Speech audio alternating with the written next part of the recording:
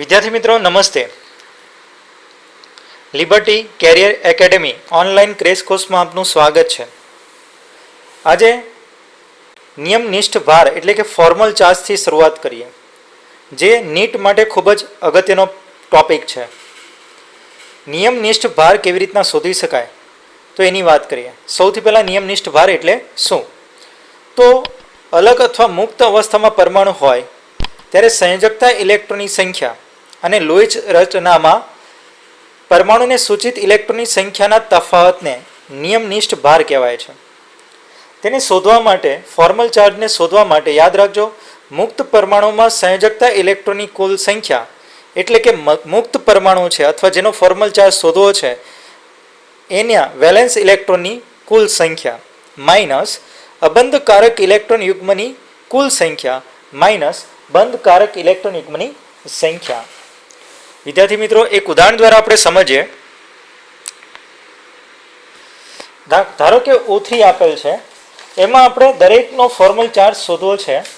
તો formal charge શોધવા માટે સૌથી પહેલા હું એમ કહું કે આ B છે એનો ફોર્મલ ચાર્જ આપણે શોધવો છે. તો કેવી રીતના શોધી શકાય? તો આપણે સૌથી પહેલા એની બાહ્યતમ કોષમાં ઇલેક્ટ્રોન કેટલા છે. ઓક્સિજનનો પરમાણુ ક્રમાંક આપણે જાણીએ છીએ કે બે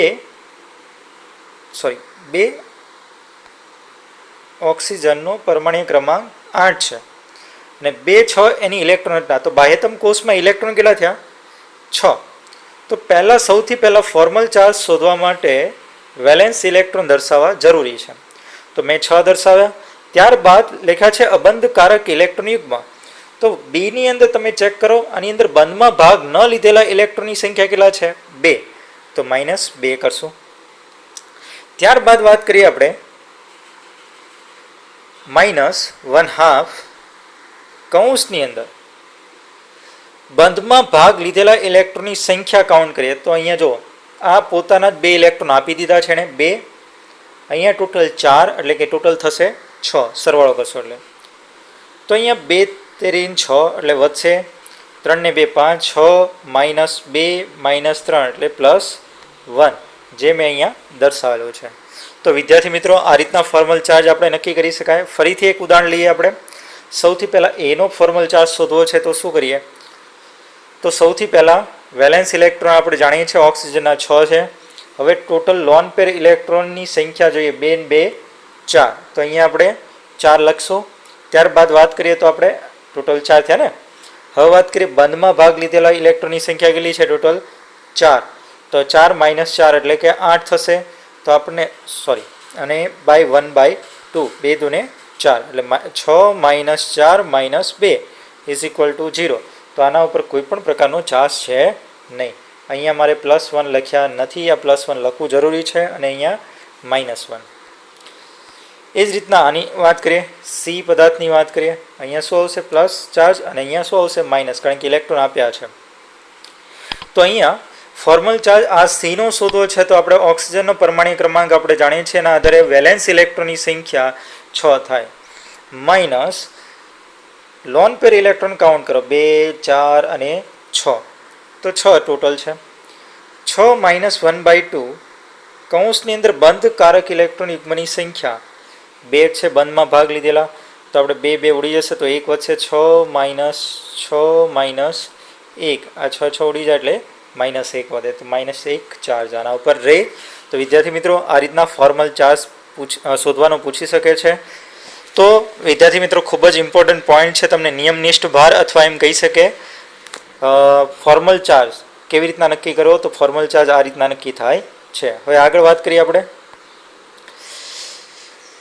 રેઝોનન્સ એટલે કે સંસ્પદન. What is resonance? સંસ્પદન કોને કહેવાય? તો બંધારણમાં પાઈ ઇલેક્ટ્રોનની વહેંચણી સરખા પ્રમાણમાં થાય તેને સંસ્પદન કહેવાય.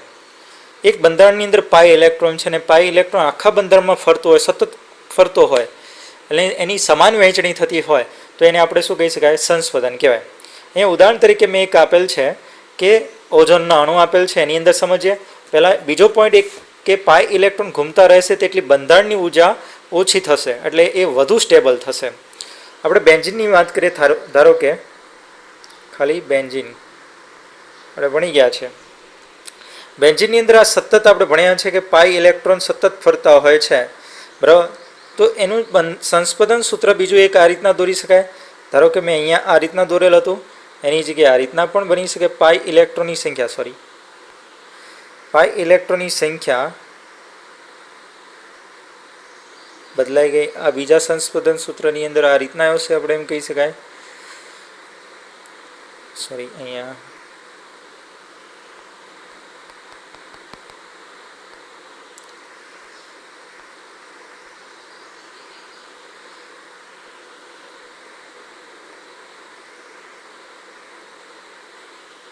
અહીંયા ડબલ બોન્ડ આ રીતના. તો આ સંસ્પંદન સૂત્ર આ રીતના છે. પાઈ ઇલેક્ટ્રોન સતત ઘૂમતા હોય છે અને સમગ્ર ભાગમાં એક સરખા પ્રમાણમાં વહેંચાયેલી છે અને ઉર્જા મુક્ત કરે છે, તેથી એ વધુ સ્ટેબલ છે. મેં અગાઉ પણ કીધું, કોઈ પણ પદાર્થ સ્ટેબલ હશે તો એના ઉપર અંદર રહેલી એનર્જી ઓછી હશે, એમ કહી શકાય. સૌથી પહેલાં વાત કરીએ ઓઝોનનું સ્ટ્રક્ચર દોર્યું છે મેં અહીંયા. ઓઝોનની અંદર તમે જોઈ શકો છો કે અહીંયા પાઈ ઇલેક્ટ્રોન એક સિગ્મા બંધ છે. આની અંદર પાઈ ઇલેક્ટ્રોન અને સિગ્મા બંધ, અહીંયા એક જ સિગ્મા બંધ છે. તો આપણે જાણીએ છીએ સિંગલ બંધ હોય તો એનો ઓક્સિજન વચ્ચેનો બંધ લંબાઈ 148 પિકોમીટર મળે, અને દ્વિબંધ હોય તો 121 પિકોમીટર મળે. પરંતુ સમજીએ, ધારો કે આ પાઈ ઇલેક્ટ્રોન અહીંયા સંક્રમિત થશે, બરાબર. પાઈ ઇલેક્ટ્રોન સંક્રમિત થશે તો આપણને અહીંયા રચના બનશે આ રીતના. એનું એ જ દોર નાખ્યું છે, અહીંયા થોડીક મિસ્ટેક છે, આ ખોટું દોરેલ છે.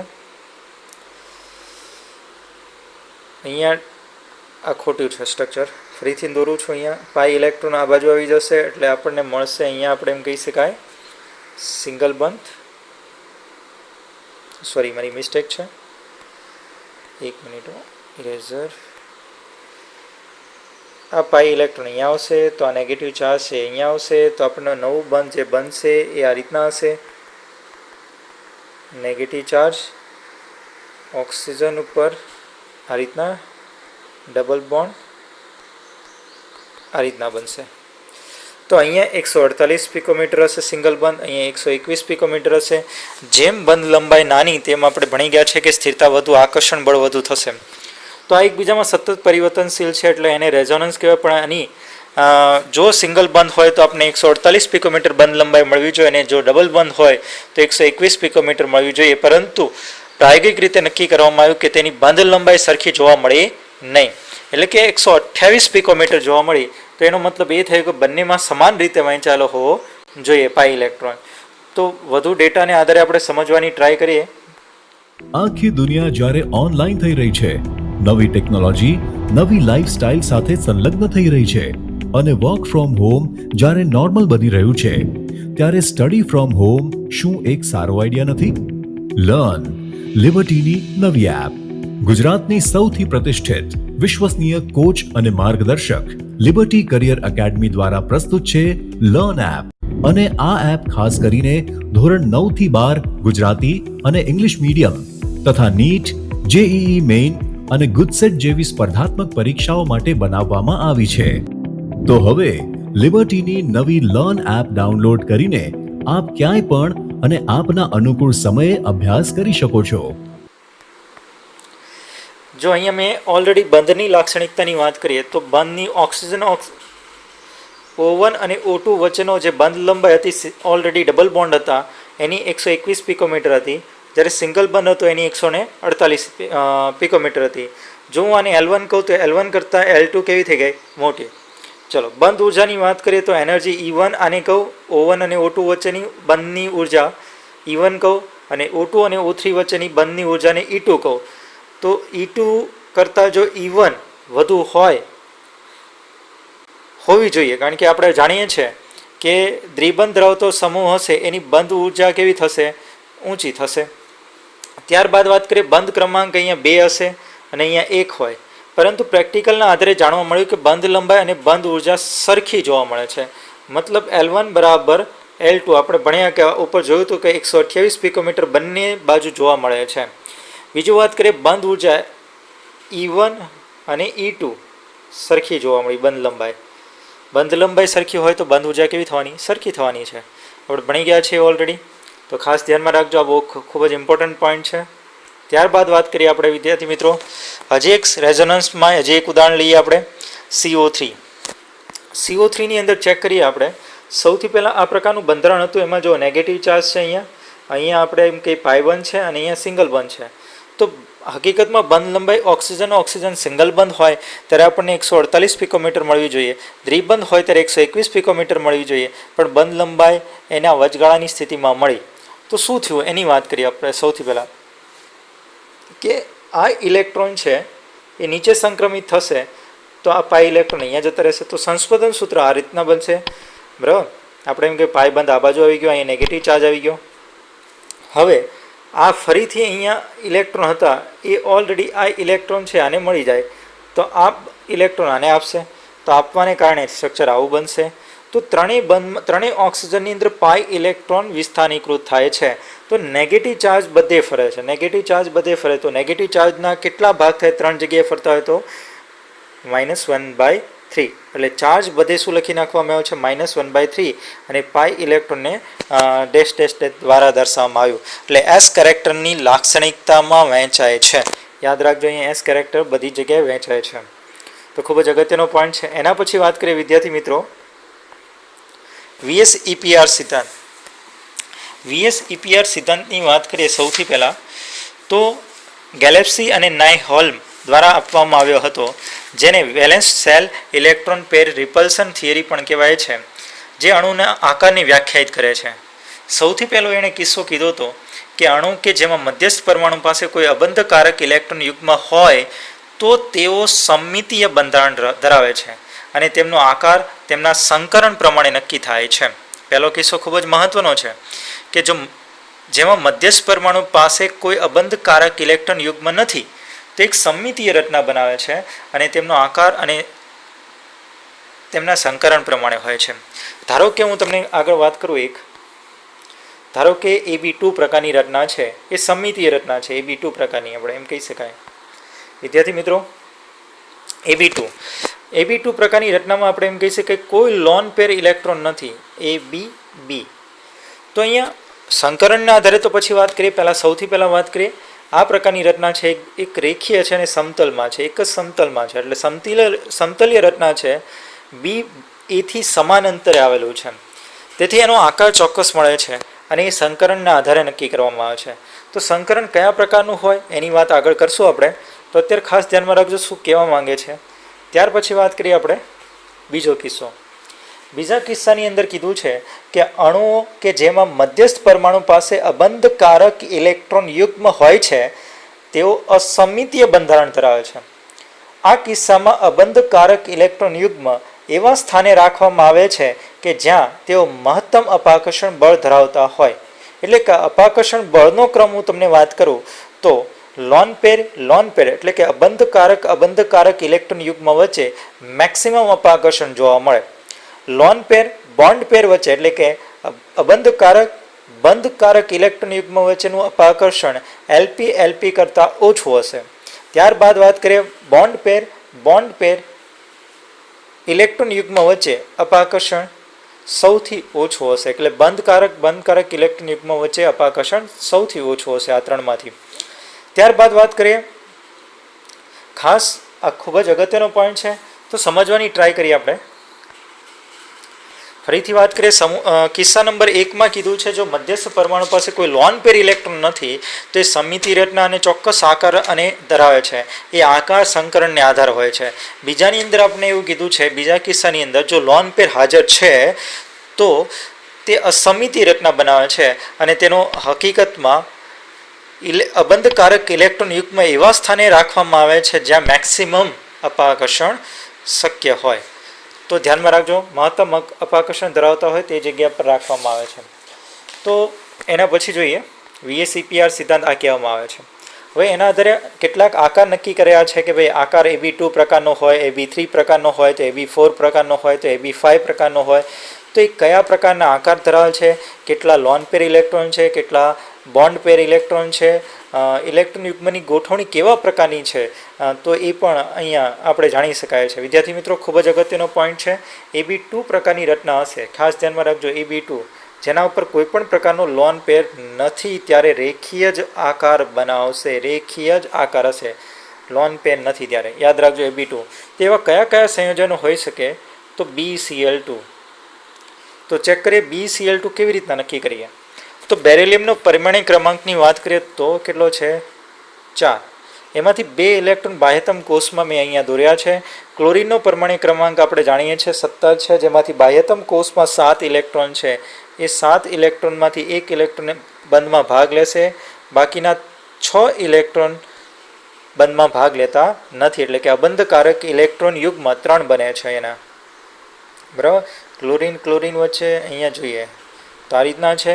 પરંતુ બેરિલિયમ મધ્યસ્થ પરમાણુ છે, એની પાસે કોઈ પણ પ્રકારનો લોન પેર નથી, એટલે આકાર કેવો મળવાનો છે? સીધી રેખીય. એનો એંગલ યાદ રાખજો 180 હોય છે. તો આપણે કીધું છે બોન્ડ પેરની સંખ્યા કેટલી? તો આની અંદર 2. ચેક કરો, બોન્ડ પેરના ઇલેક્ટ્રોનની સંખ્યા કેટલી? 1 અને 2 મધ્યસ્થ પરમાણુ. Lone pair electron 0. અને ઇલેક્ટ્રોન યુગ્મની ગોઠવણી વાત કરીએ તો આ પ્રકારની છે. અને A કહીએ, અને B કહીએ, અને B કહીએ, તો અને આ એક તો BAB પ્રકારનું. સમજાય છે? આકાર રેખીય જ મળશે. ઉદાહરણ BCl2. એવી રીતના મર્ક્યુરી ડાયક્લોરાઇડ, CO2, CH2 લઈ શકાય છે. CO2 અને CH2 પણ લઈ શકાય છે. વિદ્યાર્થી મિત્રો, ત્યારબાદ વાત કરીએ આપણે બીજાની વાત કરીએ. અહીંયા AB3 પ્રકારનું હોય તો આપણે જાણીએ છીએ કોઈ પણ લોન પેર ઇલેક્ટ્રોન નથી, તો સરખા અંતરે ગોઠવાશે એક જ સમતલની અંદર B B B. તો એંગલ તમે જોશો તો બધે એક સરખા અંતરે ગોઠવાયેલો હોય તો 120 ડિગ્રીનો જોવા મળે. ટોટલ આખો રાઉન્ડ મળશો એટલે 360 થાય.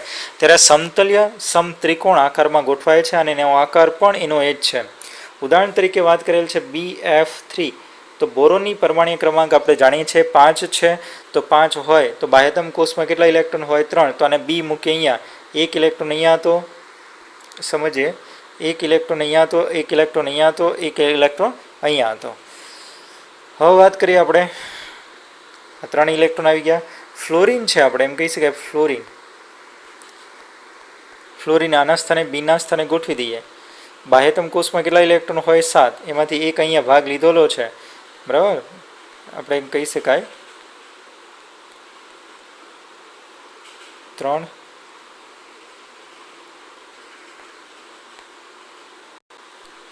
આપણે એમ કહી શકાય અહીંયા ટોટલ 2 ને 2 4 ને 1 5 ને 1 6 ને 1 7 થઈ ગયા. આ 3 4 5 6 ને 7. એ રીતના અહીંયા પણ 1 2 3 4 5 બંધમાં વપરાયેલો છે, 6 ને 7. તો આ રીતના ટોટલ આપણે એમ કહી શકાય ઓલરેડી ગોઠવાયેલા છે. તો હંમેશા આકાર સમતલ્ય સમત્રિકોણ હશે. વિદ્યાર્થી મિત્રો ખાસ ધ્યાનમાં રાખજો. એના પછીનો પોઈન્ટ લઈએ આપણે.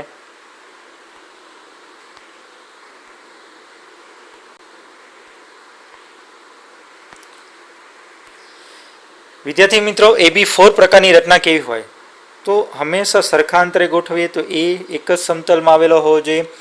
તો આ પ્રકારની રચના બનાવે છે AB4 પ્રકારની, જેના પર એક પણ લોન પેર ઇલેક્ટ્રોન નથી, પણ બંધમાં ભાગ લીધેલા ઇલેક્ટ્રોનની સંખ્યા 4 હોય. આ યાદ રાખજો, બંધમાં લીધેલા ભાગ ઇલેક્ટ્રોનની સંખ્યા 4 હોય અને બંધકારક ઇલેક્ટ્રોન યુગ્મ 0 હોય. ત્યારે હંમેશા ઇલેક્ટ્રોન યુગ્મની ગોઠવણી અને આકાર સેમ હશે, સમચતુષ્ફલકીય આકાર, જેમનો એક એંગલ 109 ડિગ્રી, જેમનો એક એંગલ 109 ડિગ્રી ને 28 કળા, અથવા આપણે એમ કહી શકીએ 109.5 ડિગ્રી હોય છે. આ ખાસ ધ્યાનમાં રાખજો. ઉદાહરણ તરીકે લીધું છે CH4. આપણે જાણીએ છીએ, આગળ જોઈશું, CH4 ની અંદર NH4+ ની અંદર, CCl4 ની અંદર, SO4- ની અંદર, LCl4 ની અંદર, BF4- ની અંદર, આ બધાની અંદર સંકરણને આધારે sp3 પ્રકારનું સંકરણ છે. આ બધાની અંદર કયા પ્રકારનું? sp3 પ્રકારનું સંકરણ હોય ત્યારે હંમેશા આપણને આકાર સમચતુષ્ફલકીય મળશે. ત્યારબાદ વાત કરીએ બીજો પોઈન્ટ. એના પછી AB5 ની અંદર વાત કરીએ તો સરખા અંતરે, આ હકીકતમાં AB5 બે પ્રકારની રચના છે. સંકરણના આધારે પછી વાત કરશું આપણે. સૌથી પહેલાં sp3d પ્રકારના સંકરણ હશે. યાદ રાખજો, sp3d પ્રકારનું સંકરણ હશે ત્યારે આ પ્રકારનો આકાર બનાવશે. તો સૌથી પહેલાં વાત કરીએ A, આ બાજુ B, આ બાજુ બી, આ બાજુ બી, આ ત્રિકોણ થયો, આ બેઝ. આ બેઝના નીચેના ભાગમાં એક બેઝ હું દોરું છું, તો તમે જો નીચેનો ભાગનો પિરામિડ બની ગયો. એ જ રીતના હું ઉપર બી દોરું, આ ઉપરનો પિરામિડ બની ગયો. ચેક કરો, આ સમજાય છે ને વિદ્યાર્થી મિત્રો? તો AB5, તો આપણે એમ કહી શકીએ એક નીચેનો પિરામિડ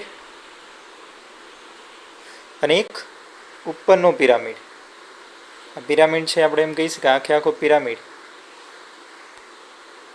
ફરીથી વ્યવસ્થિત દોરીએ આપણે, જેથી તમને સમજ પડે. અલગ પેનનો ઉપયોગ કરીએ. ફરીથી વાત કરીએ. A B, ચલો આની ઉપર દોરવું પડશે. A B B B, આ ત્રિકોણ, આ બેઝ. હું એક બી અહીંયા રાખું છું. સમજો, વિચારો વિદ્યાર્થી મિત્રો. ચેક કરો, એક પિરામિડ બની ગયો. એવી રીતના નીચેના ભાગમાં દોરું છું બી. પેનનો ઉપયોગ અલગ પેનથી કરીએ એટલે ખ્યાલ આવે. તો ચેક કરો, આ હું આ લઈ લઉં. આ બેઝ છે, નીચેના ભાગમાં બની ગયો. તો ત્રિકોણીય બાય પિરામિડ બને છે, એટલે કે દ્વિપિરામિડ બને છે.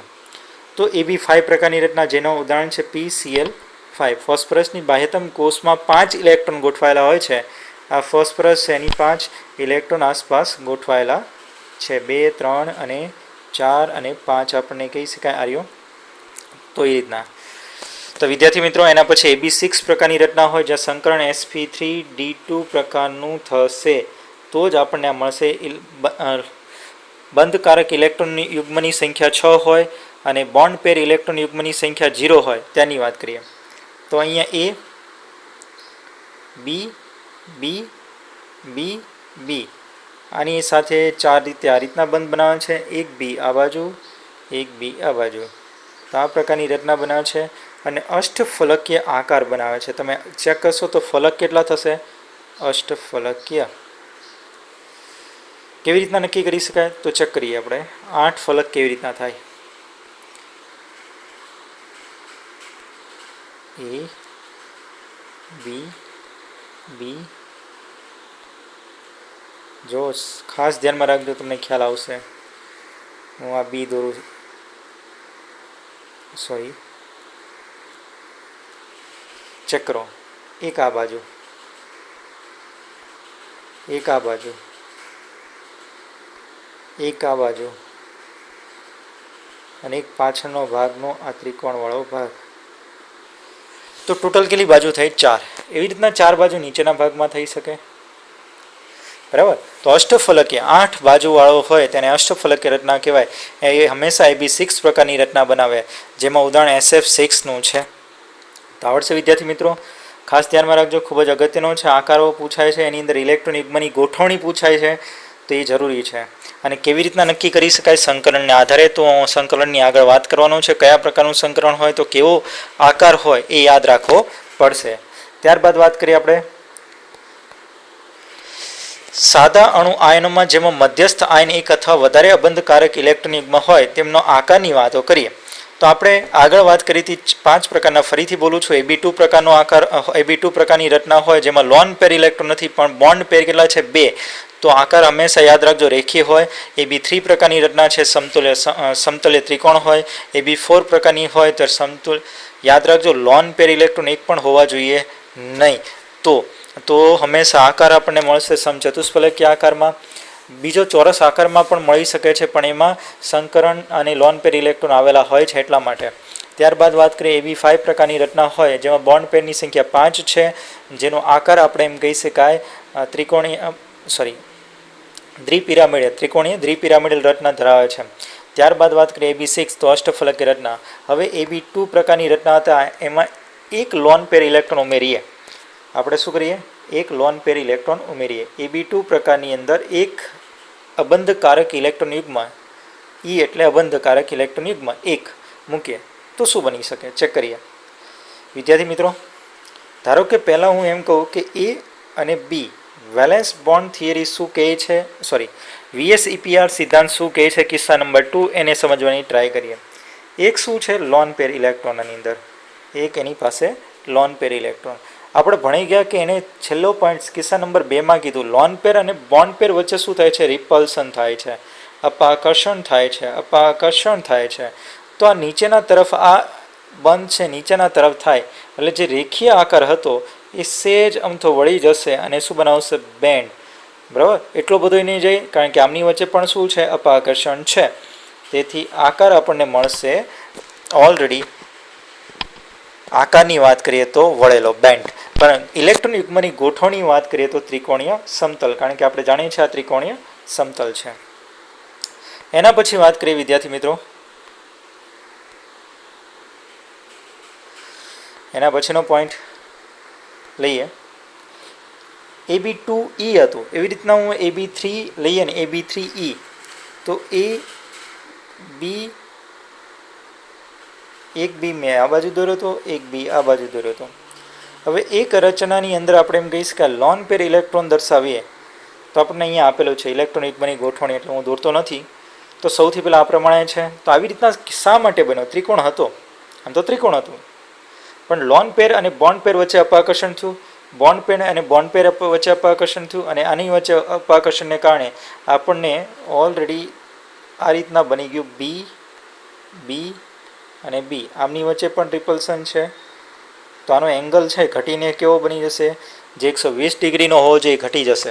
વિદ્યાર્થી મિત્રો, 120 ડિગ્રી હોવો જોઈએ, એંગલ શું થશે, ઘટશે. આ એમોનિયાનું ઉદાહરણ છે. એમોનિયા પાસે શું છે, લોન પેર ઇલેક્ટ્રોન છે, હાઇડ્રોજન, હાઇડ્રોજન અને હાઇડ્રોજન. તો ઇલેક્ટ્રોન યુગ્મની ગોઠવણી પૂછાય તો સમચતુષ્ફલકીય રીતે ગોઠવાયેલો છે, પણ આકાર તમે ચેક કરો તો ત્રિકોણીય પિરામિડ બનશે. યાદ રાખજો, ત્રિકોણીય શું બનાવશે, પિરામિડ.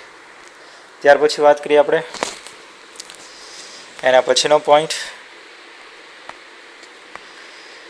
હવે AB2E2 પ્રકારની રચનાની વાત કરીએ તો AB2 એમાં જે બોન્ડ પેર ઇલેક્ટ્રોનની સંખ્યા 2 છે. બોન્ડ પેરની કેટલી છે, સંખ્યા 2, એટલે 1, ચલો 1 અને 2 આ બી હતું. એક ઇલેક્ટ્રોન અહીંયા દોરું છું, એક ઇલેક્ટ્રોન અહીંયા દોરું છું. શું થાય છે એકચ્યુઅલી, આ પ્રકારની રચના હતી. એમાં બોન્ડ પેર કેટલા છે, 2, અને અબંધકારક ઇલેક્ટ્રોન યુગ્મ કેટલા કીધા છે, 2 પ્રકારના.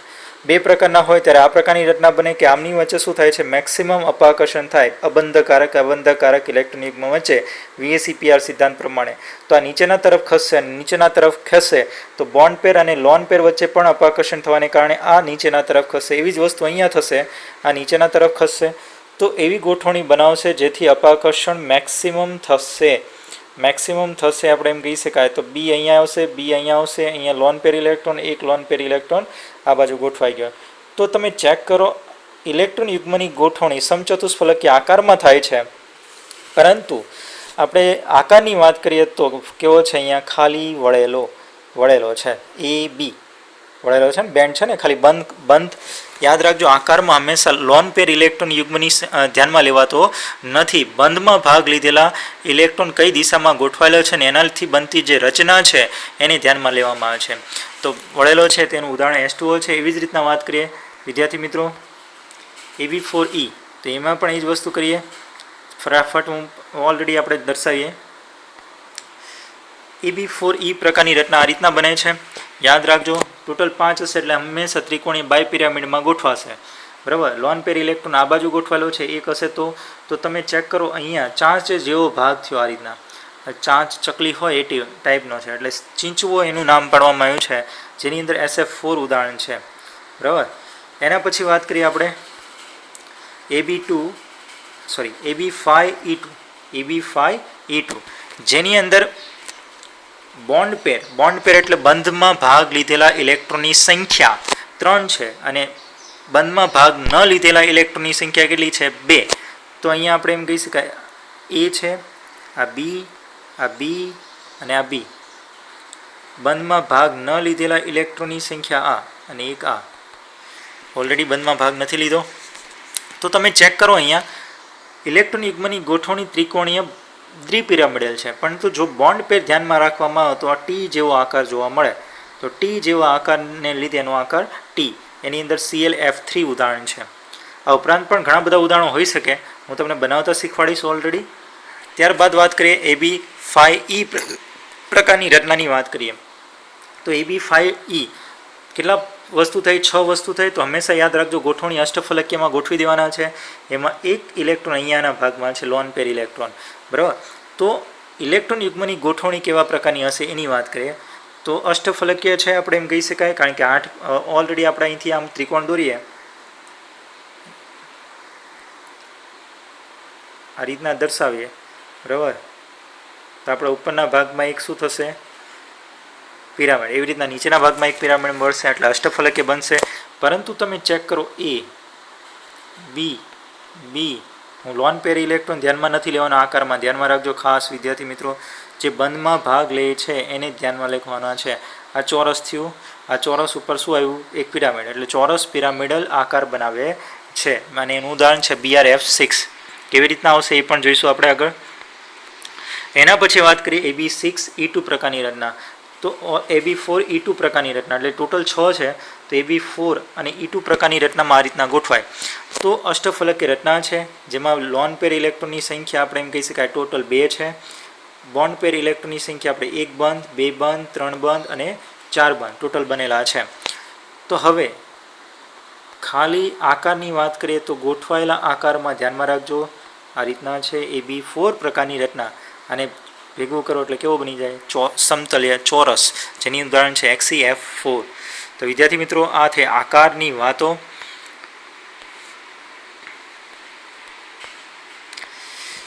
ચલો વિદ્યાર્થી મિત્રો એના પછી ફરીથી એક વખત ફટાફટ રિવિઝન કરી લઈએ આપણે શું આજે ભણ્યા છે. પહેલાં તો VSEPR સિદ્ધાંત ખૂબ જ અગત્યનો છે વિદ્યાર્થી મિત્રો. શેપ કેવી રીતના નક્કી કરવો ખૂબ જ અગત્યનો છે. તો યાદ રાખજો AB2 પ્રકારની રચના હશે. ફરીથી હું એક વાત લઈ લઉં છું ફટાફટ. AB2 પ્રકારની રચના હશે તો યાદ રાખજો અહીંયા 2 છે, બંધ હોય કે લોન પેર. યાદ રાખજો બંધ હોય કે લોન પેર. તો આકાર પહેલાં તો સીધો દોરવા AB2 પ્રકારની રચનામાં. AB3 હશે તો ત્રિકોણ આકારમાં ગોઠવાશે. AB4 પ્રકારની રચના હશે વિદ્યાર્થી મિત્રો, AB4 તો યાદ રાખજો AB4 પ્રકારની રચના હશે તો આપણે એમ કહી શકાય સમચતુષ્ફલકીય આકારમાં આ રીતના CH4 એનું ઉદાહરણ છે આપણે એમ કહી શકાય. બીજી વાત કરીએ AB5 પ્રકારની રચના હશે તો યાદ રાખજો ત્રિકોણ દોરવાનો છે એક નીચેના બેઝમાં અને એના ઉપરના ભાગમાં શું કરવાનો? B, ત્રિકોણીય બાય પિરામિડલ. ત્યારબાદ વાત કરીએ આપણે એમ કહી શકાય AB6 પ્રકારની રચના હોય તો હંમેશા અષ્ટફલકીય રચના બનાવે છે એ પણ આવડી જરૂર છે. એની આસપાસ પહેલાં ચોરસ દોરવાનું, ચોરસ ભાગ આ રીતના ઉપર B અને નીચે B, પછી જોઈન્ટ કરતા જાઓ એટલે બધાને મળી જશે આપણને એમ કહી શકાય. તો અષ્ટફલકીય પ્રકારની રચના છે વિદ્યાર્થી મિત્રો. હવે એક પોઈન્ટ ખાસ ધ્યાનમાં રાખજો કે અહીંયા આ બધા પોઈન્ટની અંદર એક કોમન પોઈન્ટ તમને શીખવાડું છું કે દાખલા તરીકે AB2E તો આ 3 વસ્તુ આવી. તો ઇલેક્ટ્રોન યુગ્મની ગોઠવણી હંમેશા યાદ રાખજો. 3 તત્વો હશે ને તો ફિક્સ જ છે, ત્રિકોણીય આકારમાં ગોઠવાશે. તો આપણે A, B અને અહીંયા શું કરી નાખ્યું?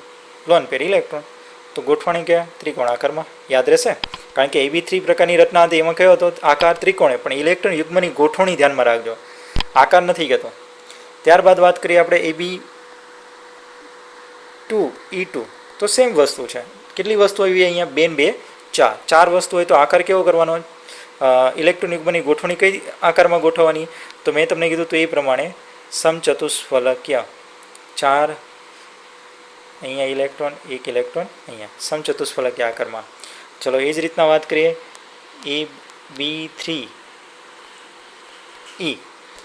AB3E ની વાત કરીએ તો કેટલા અહીંયા પોઈન્ટ થયા? 4. તો ઇલેક્ટ્રોન યુગ્મની ગોઠવણી કેવી કરવાની? 4માં. તો એ તો ફાઇનલ ખ્યાલ આવી ગયો. અહીંયા B 3 એક જ બાજુ રાખીએ, બરાબર, 1 ઇલેક્ટ્રોન આ રીતના. યાદ રહેશે વિદ્યાર્થી મિત્રો. પછી વાત કરીએ AB3E2 તો અહીંયા તત્વ કેટલા એવા ચેક કરો? 5 હોય તો ત્રિકોણીય બાય પિરામિડ. યાદ રાખજો 5 હોય તો ઇલેક્ટ્રોન યુગ્મની ગોઠવણી કેવી હશે? ત્રિકોણીય બાય પિરામિડ. તો પહેલાં AB5 એટલે કે અહીંયા આ રીતના રાખીએ, અહીંયા આ રીતના રાખીએ અને અહીંયા 1 ઇલેક્ટ્રોન નાખી દઈએ. તો આ થઈ AB5 પ્રકારની રચના, બરાબર. AB3E2ની હતી તો અહીંયા B આવશે, અહીંયા લોન પેર ઇલેક્ટ્રોન આવશે, અહીંયા લોન પેર ઇલેક્ટ્રોન આવશે.